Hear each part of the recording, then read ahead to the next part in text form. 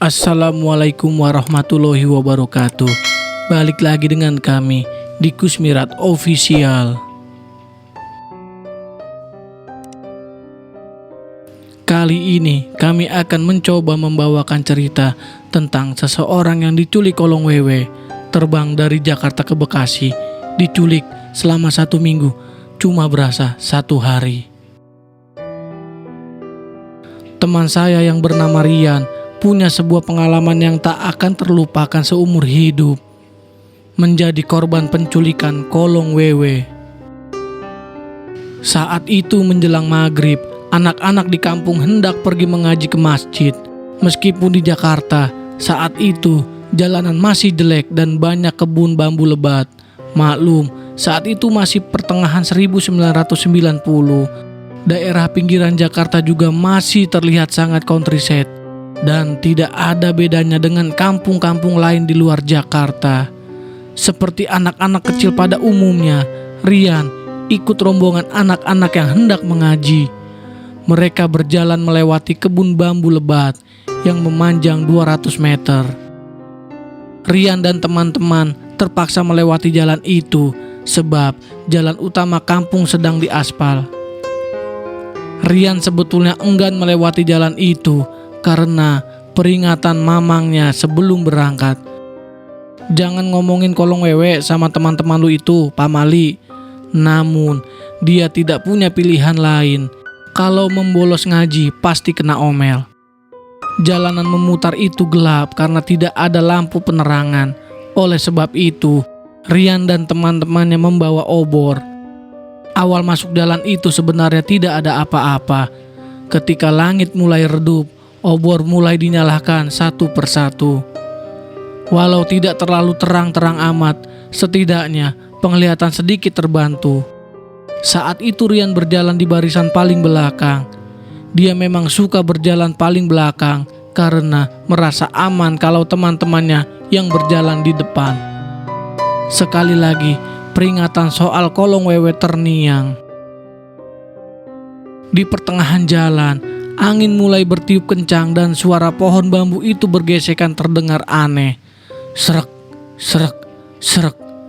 Bagi mereka, situasi seperti itu masih biasa saja. Rian dan teman-temannya masih berjalan santai. Sedikit lagi mereka sampai, tidak perlu buru-buru. Sembari berjalan, mereka saling menimpali cerita temannya dengan cerita lain. Dan entah bagaimana, percakapan bergeser ke soal mistis, padahal awalnya tentang acara televisi. Perbincangan soal mistis memang seru ketika dibahas ramai-ramai. Yang mereka bicarakan mulai dari yang nasional sampai mistis lokal di kampung. Rian tidak ikut bicara.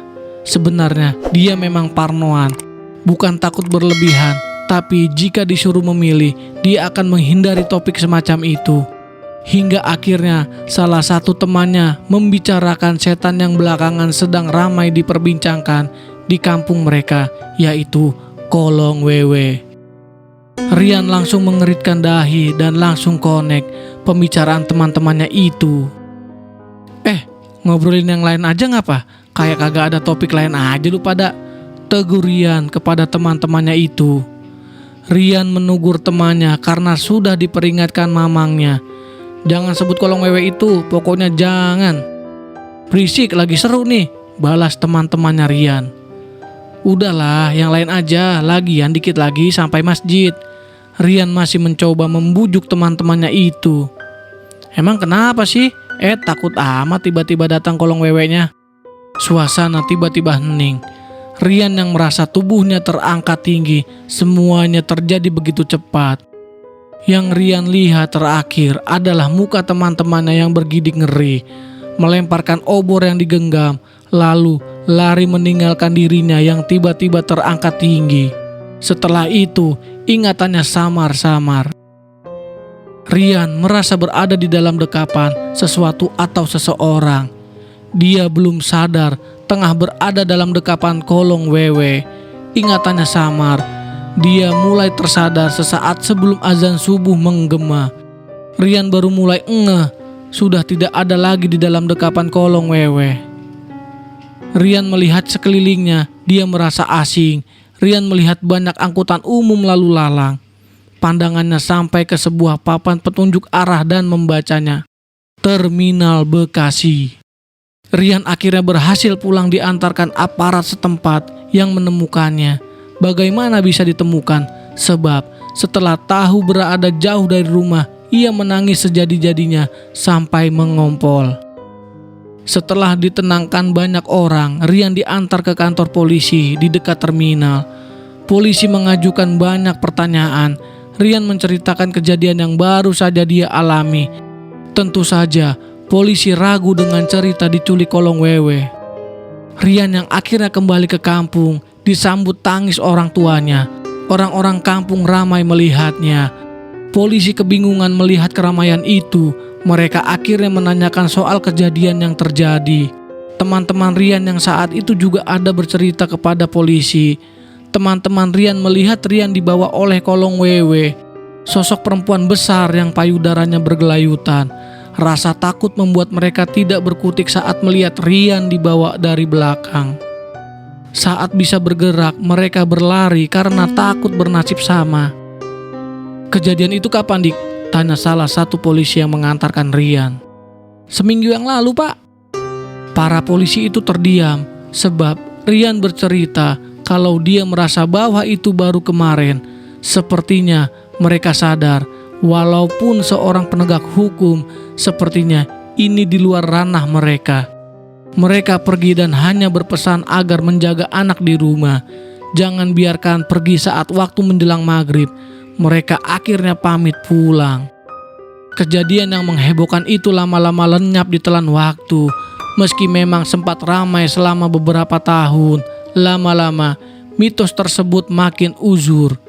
Apalagi jalanan yang menjadi saksi bisu sudah tidak berisi kebun bambu, sudah terganti dengan kafling perumahan yang baru dibangun. Rian, kini dirinya sudah menginjak kepala 3 dan berkeluarga. Sampai saat ini, kisah itu menjadi pengalaman dirinya yang pernah teleportasi dari Jakarta ke Bekasi karena diangkut kolong wewe. Cerita ini berdasarkan kisah nyata, nama tokoh bukan sebenarnya.